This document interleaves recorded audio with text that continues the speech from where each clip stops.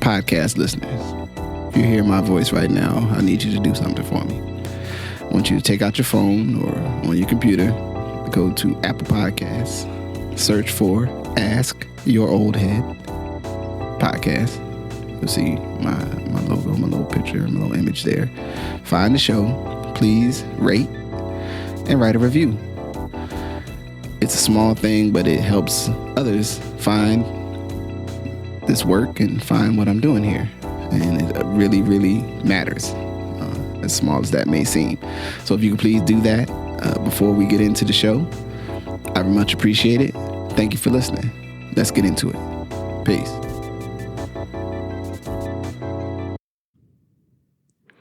Peace. Before we get started with the episode, I wanted to give you a little preview. So this episode of Good Brothers, or what is currently known as Good Brothers, will be in the future known as something else, but it'll still be me and the Good Brother. We're going to touch a little bit on R. Kelly, a little bit on so fall reading, I think some other odds and ends in the conversation. But I want to say thank you for sticking with this podcast as we figure out the future while still riding in the present. So, as always, take the best part for yourself and enjoy. Peace.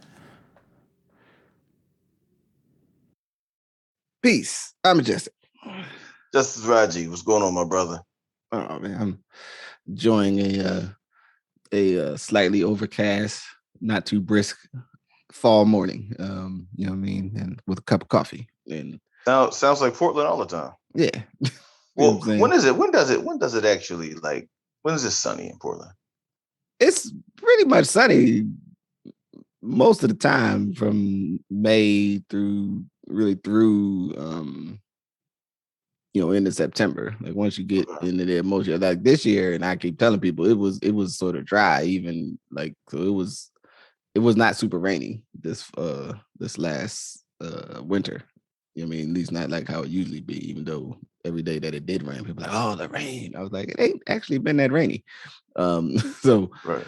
And this summer though was super, I don't think it rained. The first rain we got was where it rained, it's rained more than two or 3 days the last 2 weeks, but before that it hadn't rained more than a day or two, I think, since consecutive days since April. Okay. You know what I mean? It's been dry season. So yeah, man. So it's sun be out. That's where they be lying to people. They'll be trying to hide the summer, especially August. August tend to be quite fabulous here weather-wise. If you if you want it hot but not too hot. Right. Sunny but not, it's like, oh wow, this is beautiful. Cool in the evening, you know what I'm saying? Come, the whole supposed cycle, you're a kid, people be like, yeah, you're gonna need a jacket later, and then it still be 90 degrees after the sun went down. You'd be like, I don't need this jacket. It's sweltering out here. Why are you lying to me? I don't need a jacket later. It's hot. But in any event, how's things on your Oh man, well, see, I got some nerve because Pittsburgh, I think, is the fourth most cloudiest place in the country. Right. The amount of days. You know what I mean? Yeah, I mean, I know we'll talk about fall a little later, but yeah, it's that, there's where the season changes. Mm-hmm. And at least it's like two of where the seasons change, it doesn't really mean anything, right? Like June and December doesn't really mean anything. It was hot before June 20th. It is hot after June 20th. It was cold before December 20th. It's a cold December after December 20th.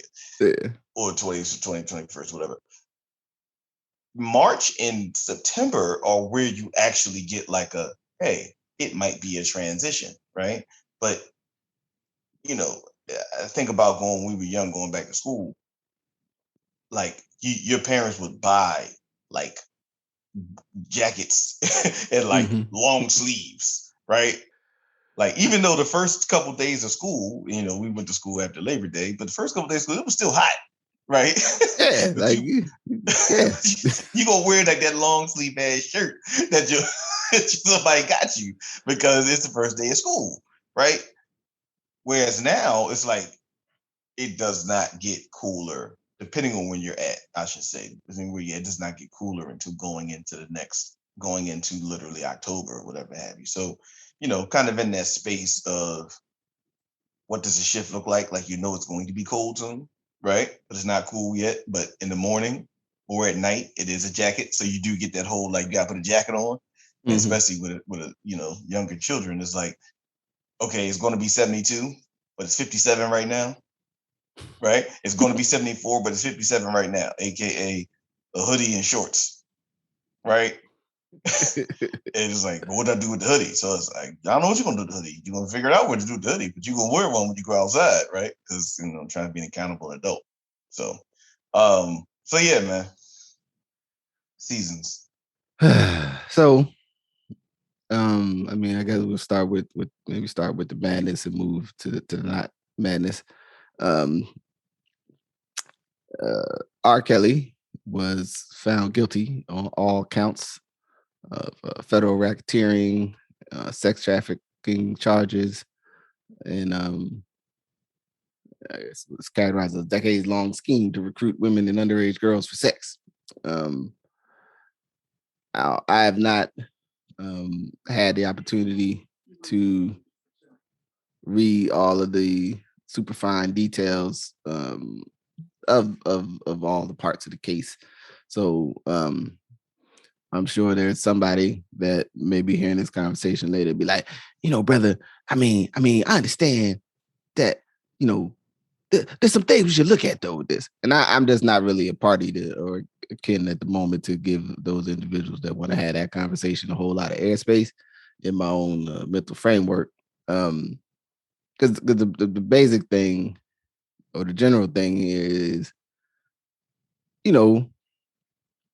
what does it mean like we talk sometimes about like the behavior of men in society, right? And men with positions of power or leverage due to either their profession, their wealth, their positionality, in society, whatever have you, and then how that connects to their behavior and their decision making pertains to women. It was a mocking point that I would say we as a collective, just people who look side eye at R. Kelly, back to basically when, like, before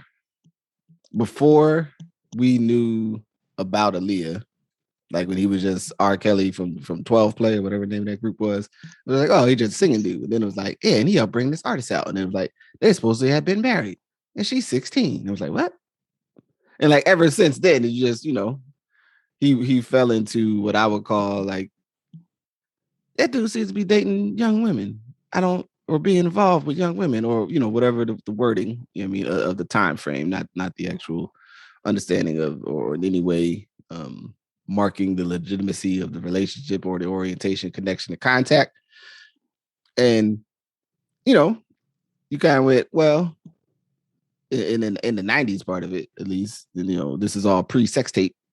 You just go, well, he might have been doing something strange. But really, at least I had no information to go on. And then the sex tape that arrived in the neighborhoods. What was that? 98, 97, 98, 99? No, I think 99? That was a little later. It was later, huh? That was in 2000s. That was in the 2000s. So that was like maybe, okay. Yeah, like maybe 02, 03. Yeah, right. It was a little. As you remember, there still was a time. There was that weird time that like you knew something was strange, and then there was the time when you saw the video, but then he was like still hot, and then you had that whole weird world where people were like, "I'm still gonna like him," and then people still doing music. You know what I mean? So you had that weird space where it was like people may have saw the tape, but it had not become criminal.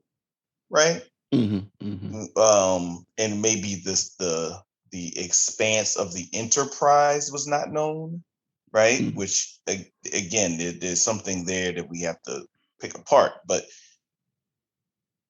sometimes people be like, it ain't a problem until you get caught for it. Mm-hmm. Like until the cops, you know what I mean, till the G-men come. that's when it was a problem. You know what I mean? So I think it was like that weird place of like, even after it became known that something real strange was going on, he still had like a musical run, frankly. Mm-hmm. And back when, and I think we might have spoke about this at some point in the last year and a half, but when and I'm gonna see if I can find that article. But the writer from the Chicago Tribune, the Chicago journalist, that did the first like big article on that, and his his assessment was just like there wasn't enough, and due to like people's willingness to testify and some other things, that based on that research, they were not able to get any kind of charges that would stick in a criminal court. But it was like, yo, this shit is crazy, right? Like what this man is participating in ain't cool, and what he's done, in terms of manipulation and various acts with these young women is not, and these underage women, I should say, underage young ladies, women. See, it's tough because like I think women are assume adulthood. So I'm the frame for people listening that like think about the words we use when we talk about. And I myself, I avoid the word female because typically we know how it comes out. Don't nobody, very rarely is a dude say that and not have a bit of a pejorative associated with it, unless you're talking about be some sort of. You with the baby boy. Yeah, I mean, straight up. You know what I mean? So I would just put that on the record too, in case anybody, wonder why. But suffice it to say that,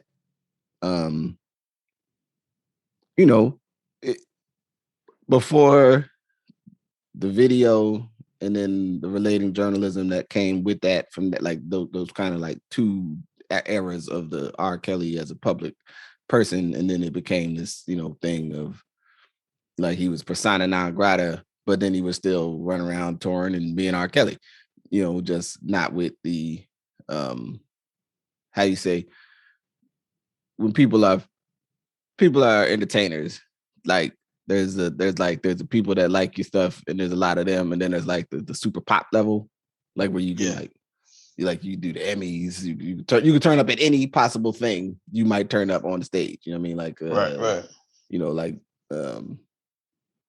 I guess now well, I mean, obviously even Beyonce, but I don't know who's the hot Lil Uzi Vert, maybe Lil Uzi Vert, like somebody like Wiz. Wiz could be doing Wiz stuff, like we're like people that know Wiz's music, but then Wiz could be at whoever fest.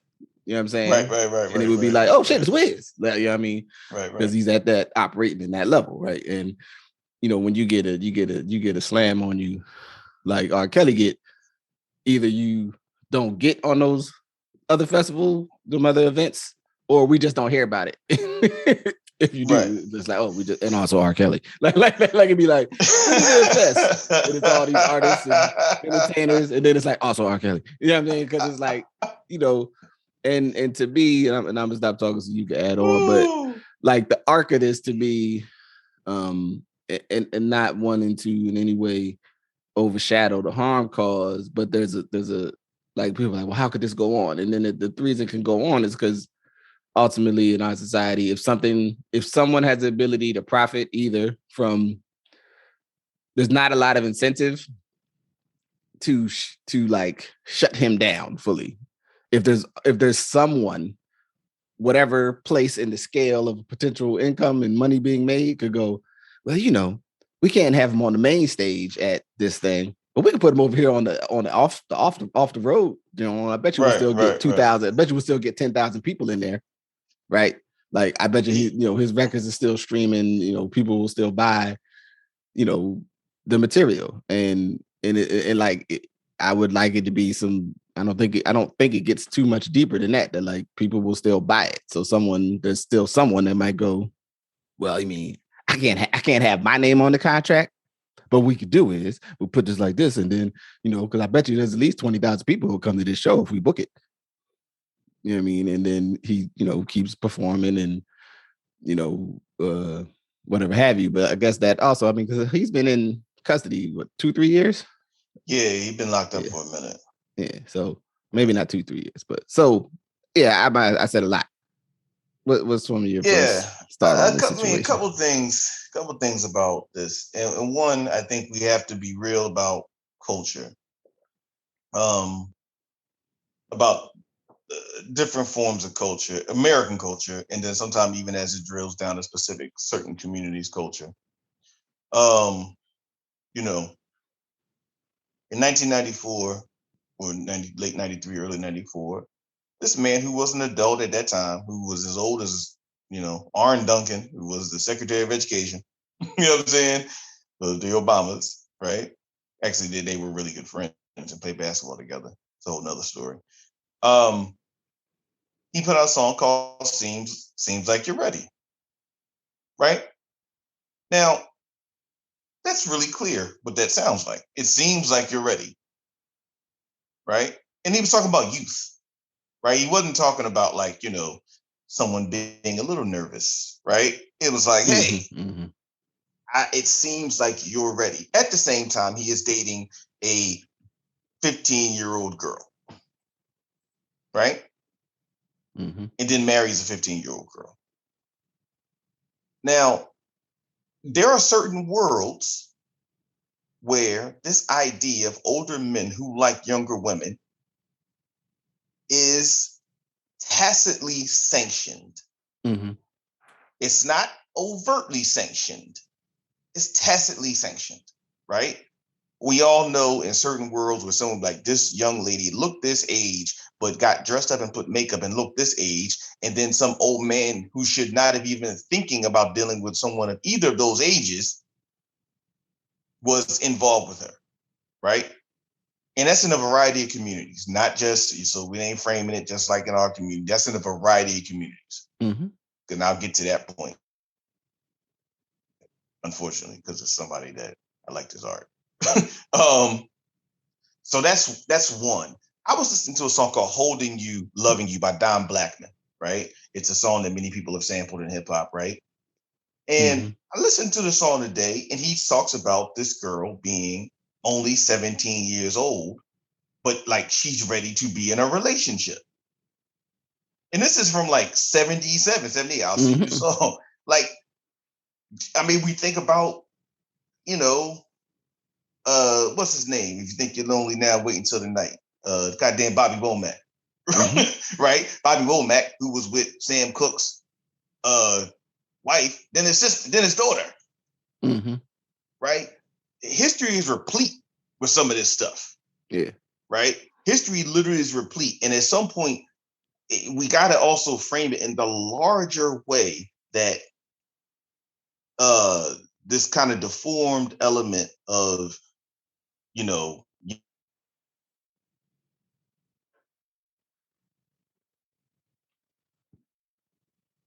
Oh, lost you for a minute there, guy.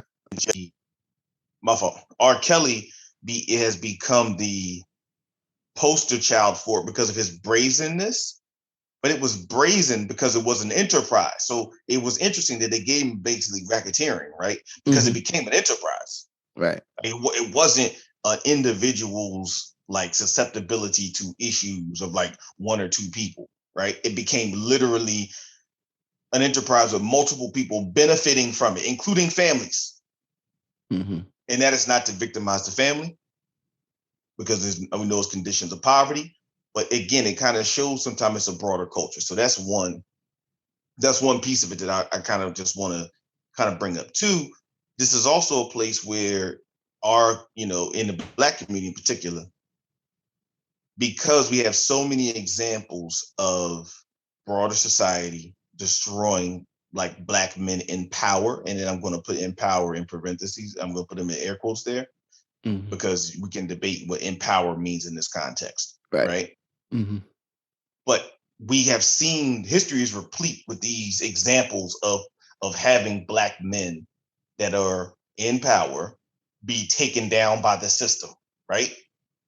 Now, this is the weird place where El Haj Malik Shabazz and Marcus Garvey and Dr. Martin Luther King get connected to Bill Cosby and R. Kelly. Right? Like, this is the weird place where the through line and all these things go from Kwame Ture and the Black Panthers to R. Kelly. right? If people really do make them like, yeah, see, they be like, Malcolm, this is what they did to Martin. They are Kelly. Right. In all seriousness, in all seriousness, in the infamous, you know why they took Bill Cosby down? Because he wanted to buy NBC. Right? Like at some point he was going to turn NBC into the Black Information Network or some crazy shit.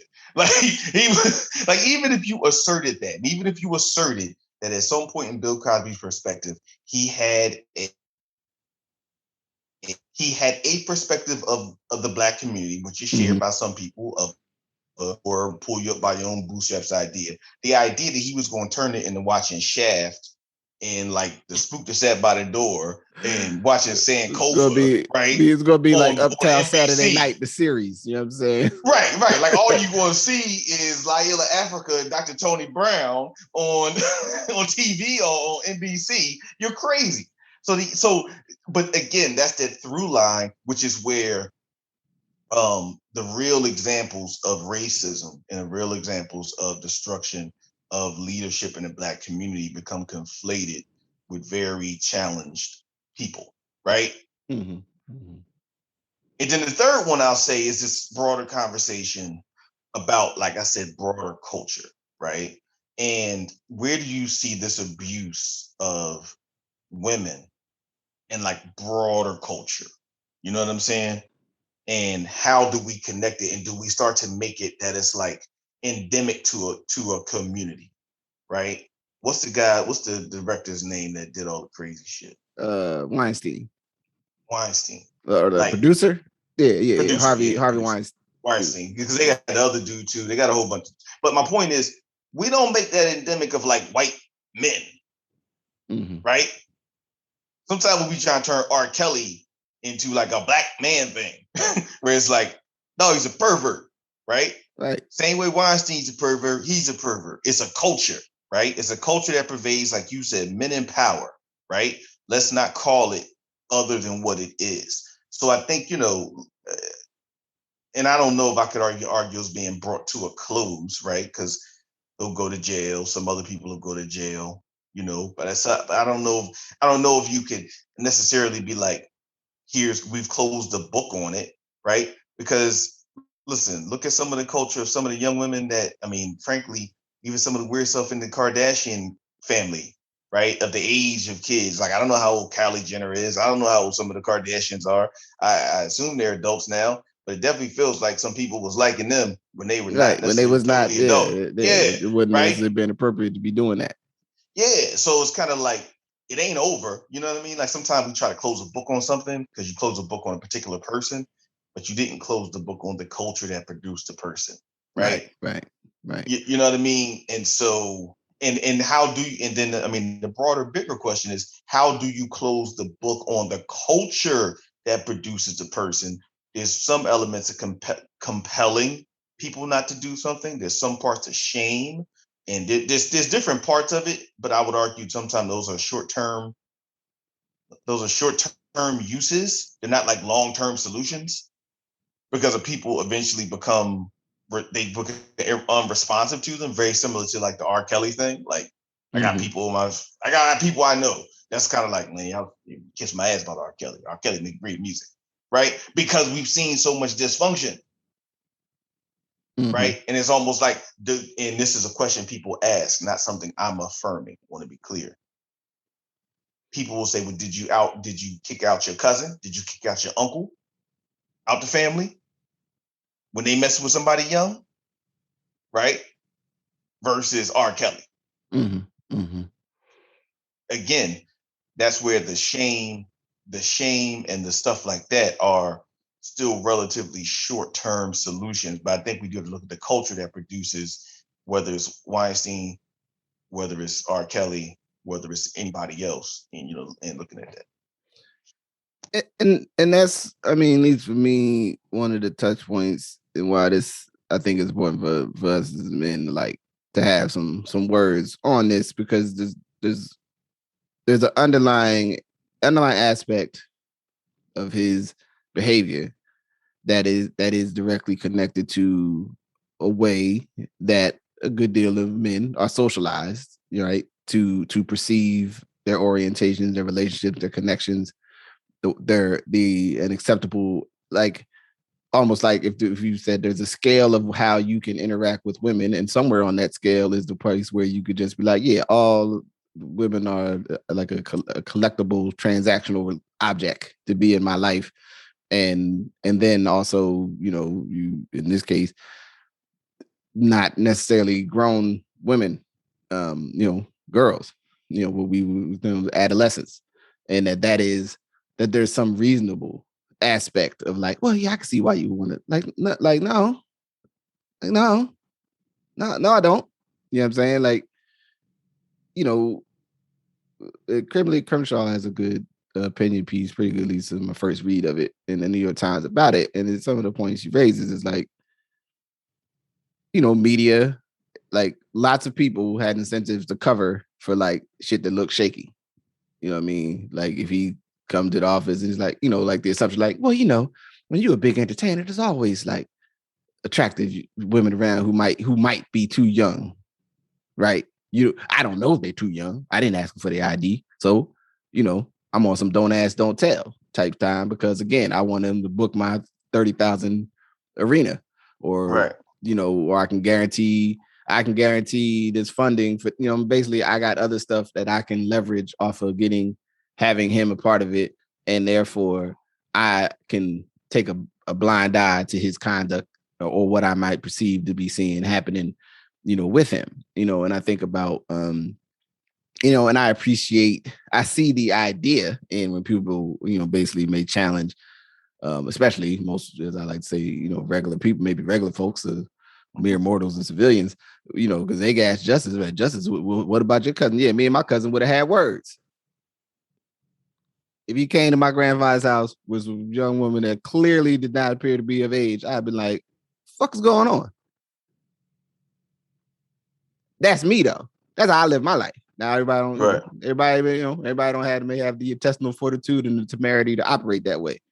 You know what I mean? But within the parameters of what our value system is, that's my job. That's what my name is, Justice. I'm gonna investigate this situation. Who is her? Who, sister? How old are you? You go to what? Oh, for real? That's peace. Man, come here, man. Let me talk to you. But that's my point though. But that's right. What I'm saying. I think again, sometimes we take and disfigure some of the things that in broader society we allow to function, and people apply them to these spaces. And I agree with you, but they'll take like, hey, you didn't kick your cousin still come around, your uncle still did this, your dad still did this, right? Like because of the whole secrets thing in certain families and cultures, right? Absolutely. But again, to your point though, I mean, this is not that. This is an enterprise over decades. Right. You see what I'm saying? There's an intention there. And yes, he was abused. We talk about surviving R. Kelly. There is a whole host of stuff in culture that I think we need to pull out, but that doesn't excuse a decade-long run at a behavior, especially when you watch something on television, if you watch the tape, right? And so my thing is, I saw the tape. You can't unsee the tape. If you can unsee the tape, man, then, you got to turn that late night stuff off. Yeah. because you might have been it's right. It's some stuff you got cut off, dog. Like, because you're used to it. Like and I ain't gonna go too deep in that, but you're too used to it. If you could watch what you saw and act like you could watch it, and be like, again, once it's almost normalized, right? And then of course, Dave Chappelle, being Dave Chappelle, takes it and he uses comedy to disfigure it until it almost becomes unrealistic. But in him doing what he did during the Chappelle show, right? Doing that boo boo, give me that pee pee, right? Like he almost took it and made it so crazy you forgot that even after that, the guy was still doing it. Right.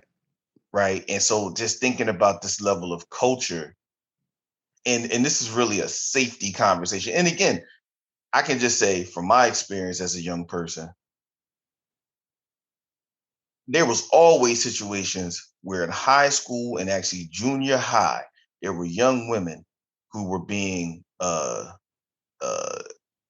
kind of engaged and egged on and pressed by way older men, right? Like literally, we all became aware of that at 13, 14, that thing starts to happen. Yep.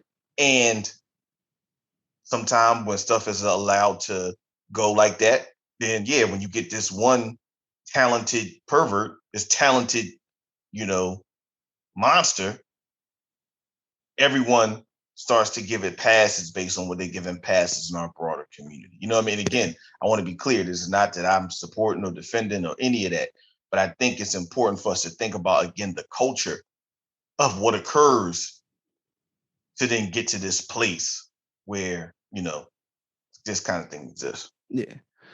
Yeah. And I ain't too much deeper. I want to delay in it. The thing I just want to state is like, one, there's this place where we at a capacity as men, you know what I mean, of a certain age, and two, to question, to challenge, to hold others accountable, you know what I mean, around it, or at least say, yo, man, I mean, at a minimum, like, yo, fam, you can't be coming, I can't really rock with you. You on some weird shit. Like, nah, like I don't, and if you, and I guess on some other, if you perceive something that is a crime, you might need to report that to somebody or do something. Like, don't do nothing. You know what I mean? And then on just the aspect of Robert Kelly, like I won't be shedding no tears because that man gotta go sit down somewhere. You know what I mean? This is like, yo, it's not like he didn't know that shit wasn't cool.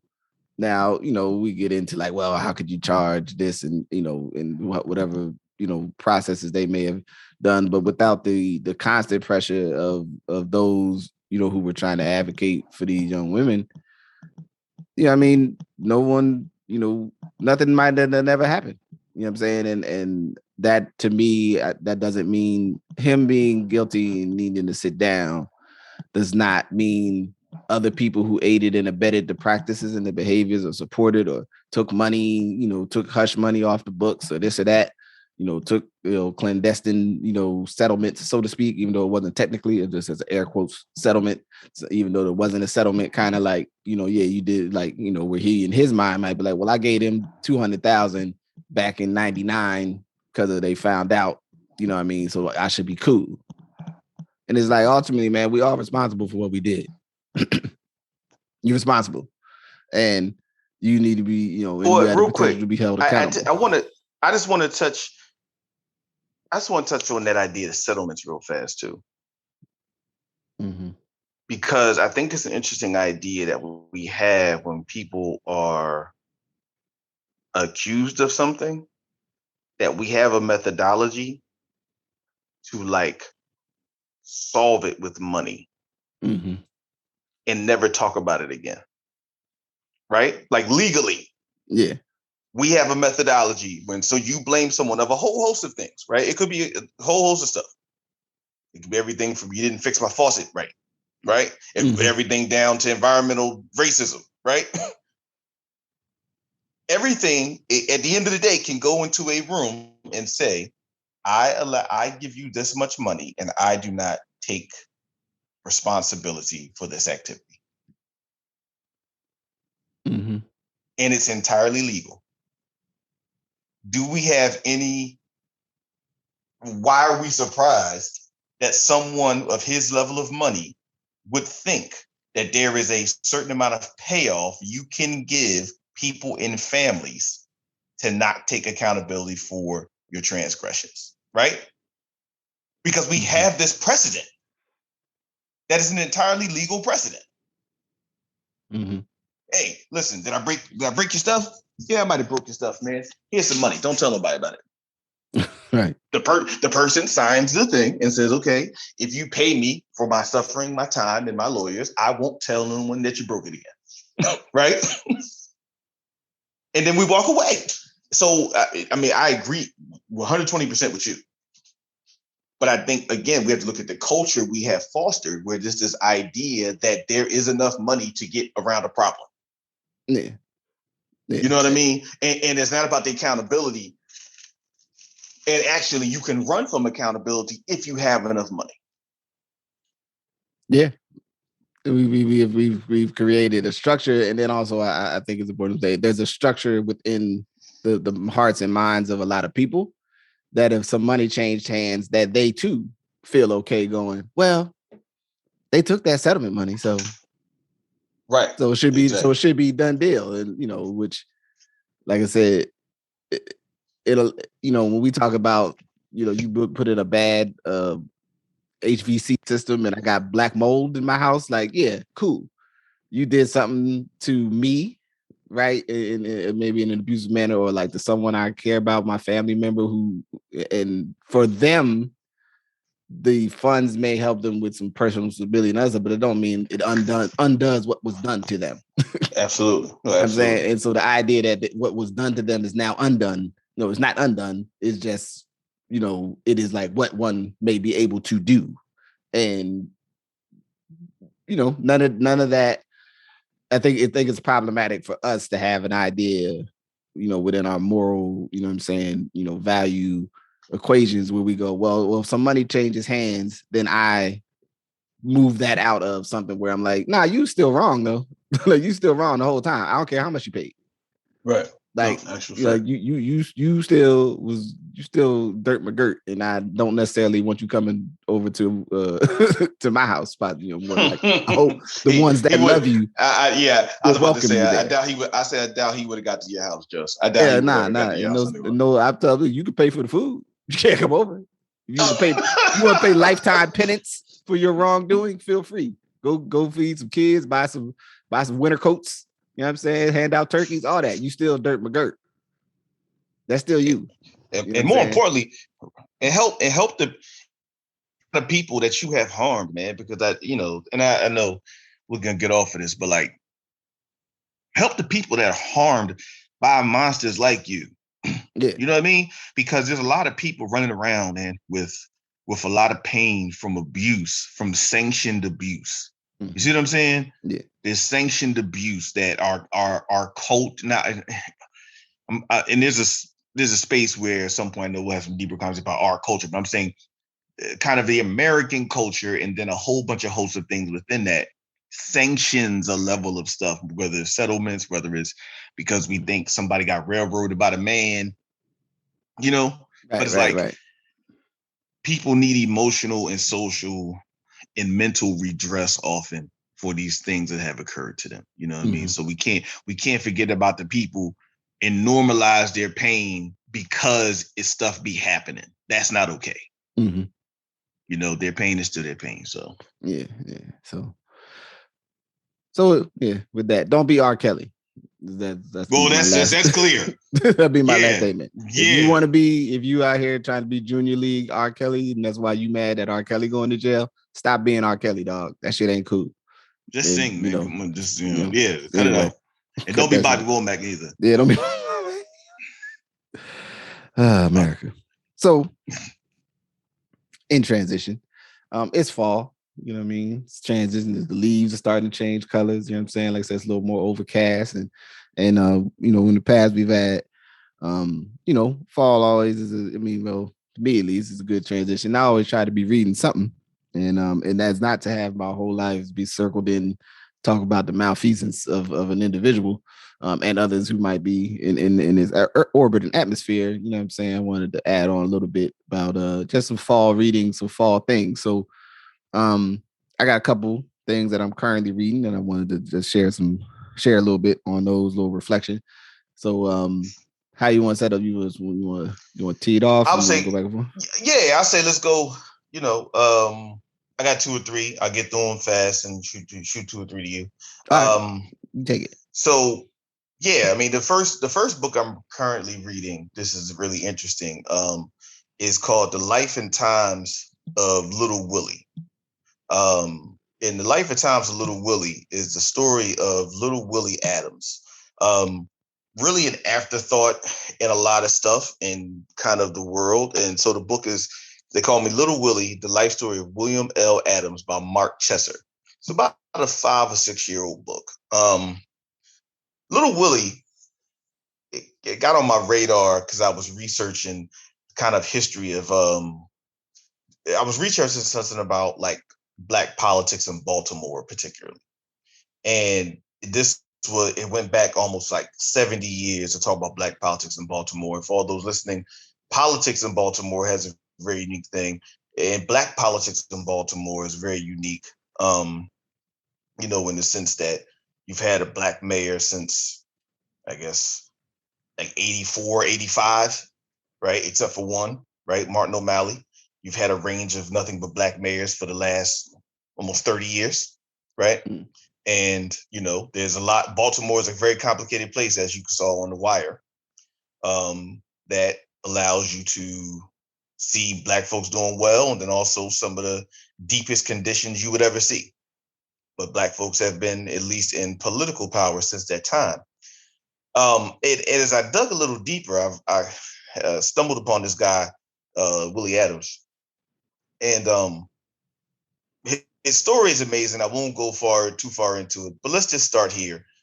He started in North Carolina, couldn't read, grandfather couldn't read, whole kind of thing, sent him to Baltimore.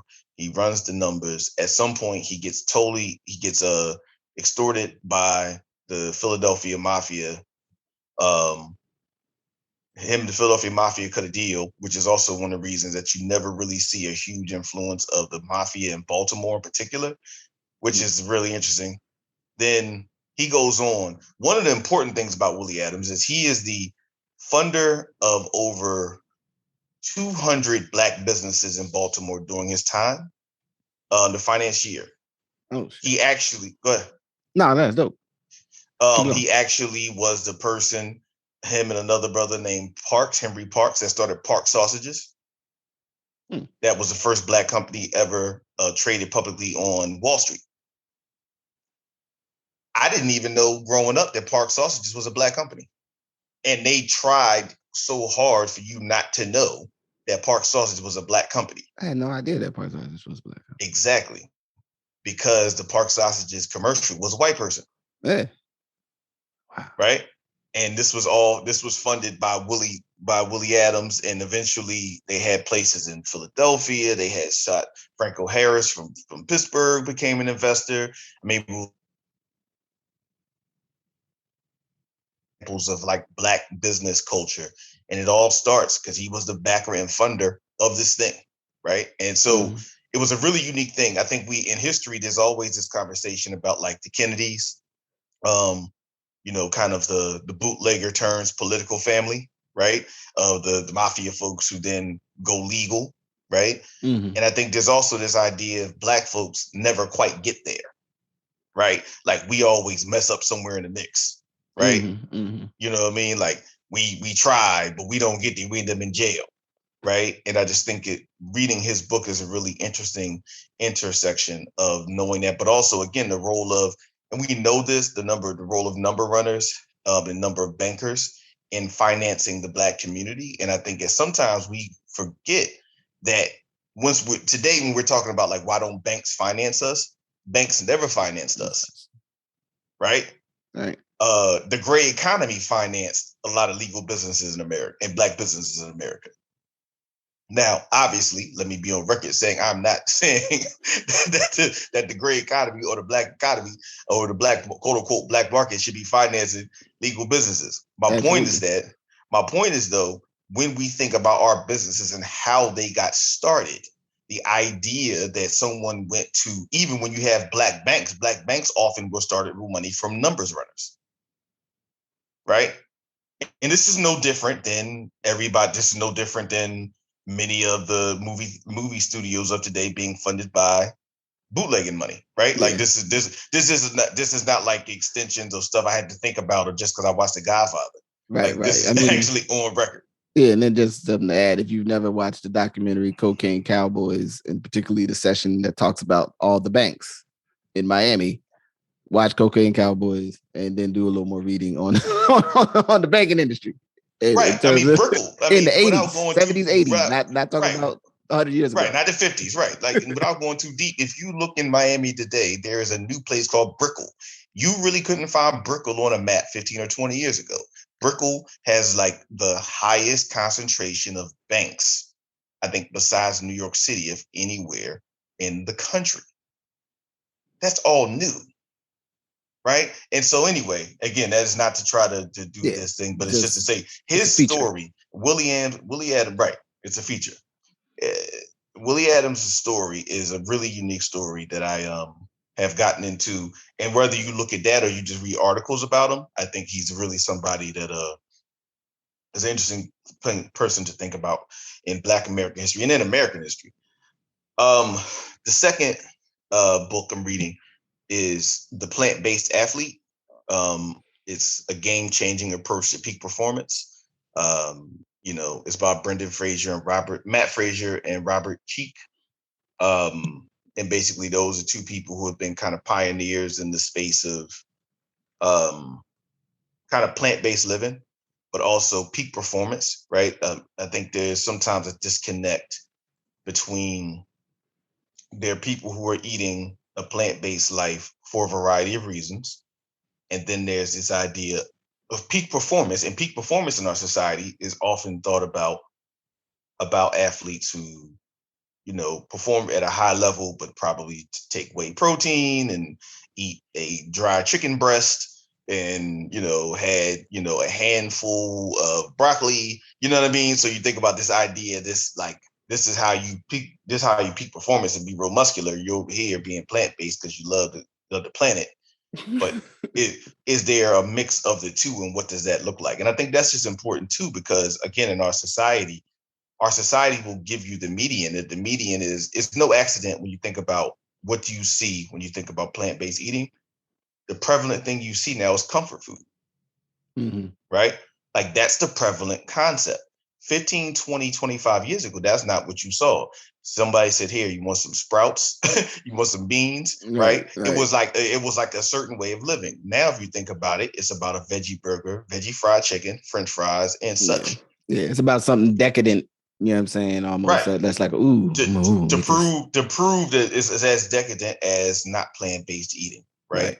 And so when you're thinking about what does it mean to have a plant-based diet, right? And notice I didn't say vegan. I said a plant-based diet, because I think it's important for people to start making that distinction.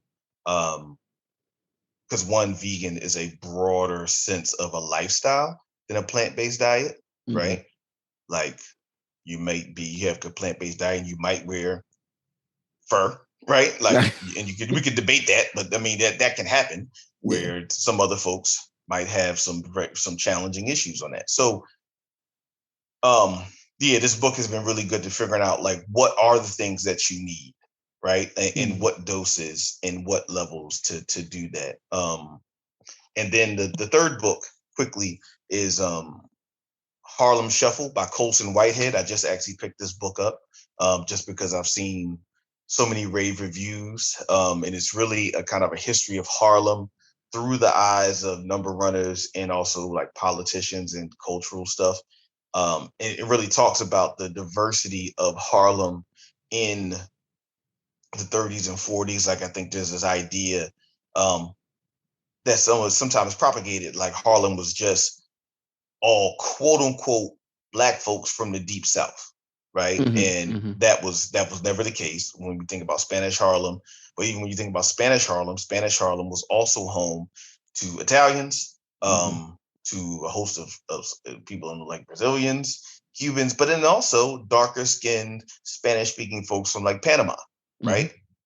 That it wasn't just this idea, and a small but not insignificant Indian population from the Indian subcontinent that moved to Harlem, right? So I think it's just it's written, it's gripping in its writing.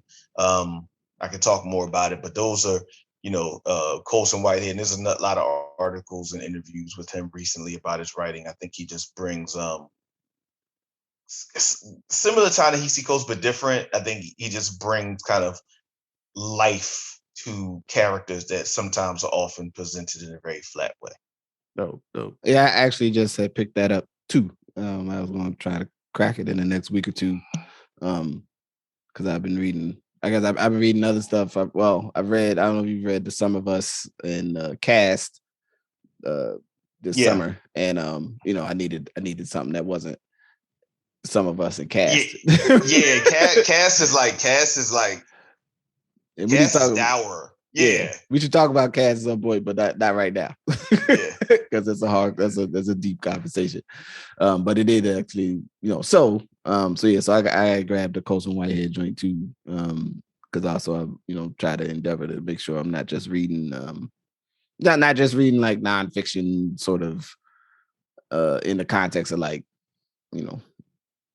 here's how this problem is happening. Here's how you should read about it. Like, I try to spread my thing out. So, although at the moment, peace, thank you for those. So, currently, what I'm working through, and actually kind of calling back to our conversation last week in a context of last time. So, finishing Lakota America, a new history of indigenous power, which is and I'm not 100% sure how to pronounce the author's name, but they have another piece that I think I might have spoke to you about. I don't think we talked about it in this format, about the Comanche. I'm going to write the author's name down because I'm not 100% sure how to pronounce it, but Pekka, I think it's Hamalainen. I'm going to type it. Apologies, and someone that can help me. I know it's like there's some umlauts and some stuff here. I gotta get somebody to help me make sure I pronounce the person's name right. But I think they're a scholar. I gotta double check the university, but they got a couple different pieces on the history. Like I said, one of the Comanche, like I said, which if you read that and then take a really look at that, it reframes that whole concept when people be like, and we took this from the Mexicans, and they'd be kind of like, there's a giant Comanche shaped Blake's blind spot in your conversation about the Gadsden Purchase and all of that. Yeah. You know what I'm saying? Just as a quick aside, I happen to, they were dealing with Hispanic Heritage Month, and so all of my 2 million brothers and sisters of a variety of backgrounds, like, that whole 15 to 15 thing, man. We got to push this to like a whole month or something. This over September 15th, October 15th. Yeah, what the hell? How are we supposed to know when this starts and ends? Yeah, but yeah. Come on, this do September, October. Let's do September, October, man. Yeah, we can do the whole 2 months. Let's do the whole month, man. 2 months, 2 vines, a whole bunch of them, man. Come on. Anyway, let's do it. You know what I'm saying? But one thing I was watching was that when we talk about this whole Alamo thing and the Texans and the like Tejanos. Like, it's not as easy as I think history, like most things we know, it's not as easy.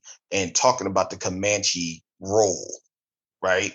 Like, the Comanche role wasn't just like this band of people, like this band of bandits. Yeah.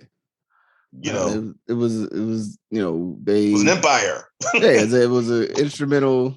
I mean, and it goes to, and then in this joint, like adding on that history, is that basically you don't really understand the scale to which like the erasure, like as we spoke to last week, of the people who were there and what they were doing and what ways they had, they were doing their thing, right? Their agency in their own world and their lives and the arc of it.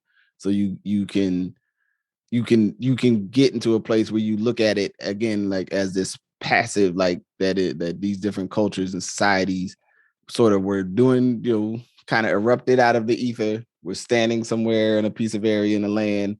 Europeans showed up and they fell over like a stack of bricks. And then, and then later, you know what I'm saying? Like, it wasn't like that. Like there's interactions, there's trade, there's cultures changing due to conflicts over here. There's, redevelopment in the relationship. There's all this stuff that, we're talking about several 100-year process from the first time Europeans have contact, at least as we credit it in terms of like Columbus, to what we would say the close of the Indian Wars in the 1880s, Wounded Knee and whatever, the 1880s. You know what I'm saying? Like, there's a gigantic amount of history in there and most of us don't know enough about it, and it's just dope. I like I said, when I came across some of this other work, like I said, I try to fill in that gap, right? So that when I think about the context of those situations, I don't think about them absent of the people who were there, right? And only maybe frame it in this like where you just do like, and it was Columbus, boom, and now it's 1872. And it's like, yo, it was 300 years of activity, 400 years of activity. We can't just, we need what happened in there? What was going on? What were the layers? You know what I mean? It was, the pelt trade and this war and this thing, then guns and the guns go, and the arm, like it's all, there's a lot to learn in there. And so that's, one of my, that's my audio book in the car reading right now. I'm running around.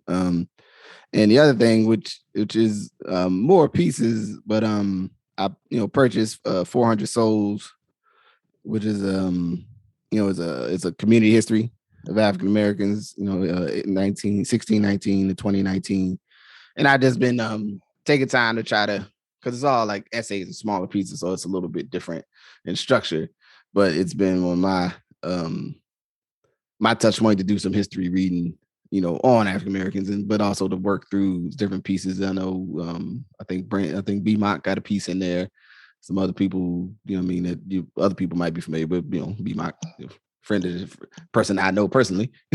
So, wanted to make sure I got a copy. Because it's one thing for somebody to have a book out about, something Black. It is another thing to read it.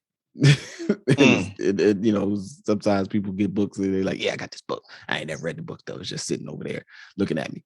You know what I mean? So trying to keep, it's what they say, reading is like it's like many things. If you don't do it regularly, you don't read, you don't do it as well as you used to. You know what I'm saying? So you got to exercise it. And so those are my two. And then like I said, I got the Colson Whitehead joint. That's my like I said, and I'm trying to intentionally, like I read a lot of stuff electronically, like on the daily in terms of newspapers and that kind of articles. And then I listen to stuff, but I am trying to cut away a couple hours every week to just actually read a book with paper, and like turn the pages, right. Like look at the letters. You know what I mean? Maybe have some light jazz playing in the back while I, work through these words. So that's my those really just the two for me. And then like I said, the Colson Whitehead joint as the bonus piece for my early fall reading. I'm wanting to read there was a Barnes and Noble going out of business near me, and they had everything in there on sale. And I ain't have a current list of some fiction or some sci-fi or something, so I grabbed, so I was trying to catch a deal. Let me see if I go in here, come up on something. So I need something funny or like just fun to read a little bit later in the winter when it starts getting dark here. You know what I'm saying? Because it get dark, start getting dark at 4:00. It'd be a little bit much. You know what I'm saying? So that's on the list though. And yeah, that's my two. I suggest others I'm gonna try to put the names of these in the show notes so people, if you want to read, you want to join in the reading, you go find them. To close this out, I mean, any fall things that you are looking forward to as the weather is changing and the, what I'm saying, I mean, you trying to get a pumpkin latte, man. You know what I'm saying? So, I ain't gonna judge you. I ain't gonna judge you. We're gonna talk about this. We're gonna talk about this, man. This pumpkin thing, man. I want to talk about the issue and then the backlash and then the reality of it, at least in my estimation. Yes, does pumpkin start stuff too early? Does drinking pumpkin start in August? Yes, it's wrong, right? But it's the same way. Listen, and I'm gonna go on record this thing. It's the same way. People took something that people say they don't like to drink that tastes nasty and then gave you a whole bunch of flavors with it and made a nice little feather in front of it, put a feather on top of it, and sold it to you for $6. And that's a latte, right? People took a thing like coffee, which is a drug, right? Yeah. It is a drug. It took a drug, and you don't like the taste of the drug because you don't like Juan Valdez when he was in in Colombia, whatever. You don't like to sit in here and drink this nasty espresso, right? Okay, cool. So we're gonna put a whole bunch of flavors in it. We're gonna put a little, put a tree on top of it, a little leaf, and then tell you it's really cool to sit somewhere and listen to it. System we're drinking and being in a coffee shop. Cool beans. It's America. So when they figured out that most of us who had never had anything pumpkin, they gave you something that was seasonal, people jumped on it. Just like America. We started drinking pumpkins. Now you drink it in August, just like people start telling you about Christmas in middle of November. It ain't till the end of December. It is a total creation of marketing. So I get what happened, and I get the backlash to pumpkin stuff. Like most things in the world, the fact that pumpkins themselves are really interesting. They're not a fruit. What do we call a pumpkin? It's like pumpkins a squash. Are, right? They're squash. They're fundamentally they're a squash, right? Yeah. Which is also important to think about, right? They grow above, you know what I mean? Like, and they're really important, and they were really important to the people of this country, the native people of this country, right? Like, it's cool. You don't have to like the fact that pumpkin stuff start early, and you don't have to hate the fact that pumpkin starts up early. You can deal with it what you want to. It's all a trick. This pumpkin spice latte thing, it's all a trick, man. It's all a thing to get you to drink coffee that usually, frankly, is not high quality coffee. That's why they put pumpkin spice in it, so you'll drink it, right? It's like swill, right? It's kind of like, it's like this. It's like, I'll stop you. It's like this. It's like when you get a vodka and cranberry juice from a no-name bar, and they go underneath the bar to get you your vodka, right? You can guarantee that is some of the worst tasting shit in the world, right? It is swill. Then what they're going to do for you is put a healthy shot of high fructose corn syrup cranberry juice in it. They mix it around and give it to you, and then that will be mildly digestible to you. That's what pumpkin spice latte is. It's all it is a vodka and cranberry juice during the fall. You're all welcome. If you like it, it's cool. If you don't like it, it's cool. You're just in America, man. That's all I got to say for the end of the fall. For the fall, absolutely. I would say this. I don't actually mind eating actual pumpkin, and the juice bar on 25th Street. I don't know if the pumpkin in that pumpkin was the same type of pumpkin, but that was good pumpkin. Oh yeah, that was good pumpkin. That's delicious pumpkin. Like most people don't remember, you can actually eat the pumpkin. Like right. It's not just for cutting shapes in and putting on your front porch. Like, you know what I'm saying? Like they're actually for eating.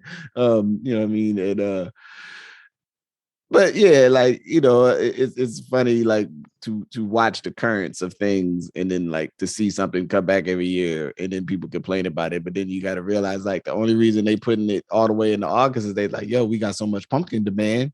You know what I mean? We got to keep, we got to move this pumpkin. We done built a monster. People love this stuff. Some people are real into it. So therefore, I guess it almost a callback to where we started, like, because there's a market for it, some people will tolerate anything, hopefully not, not that earlier conversation, but, not to say pumpkin spice is equivalent to that at all, but just saying, Pumpkin is a predecessor to the turkey. Now, yes, there are people who eat turkey breasts, there are people who eat turkey legs, there are people who do all kinds of the turkeys between the end of November and the beginning of November. Yes, that is true. But the vast majority of people only eat something to do with turkeys in the month of November.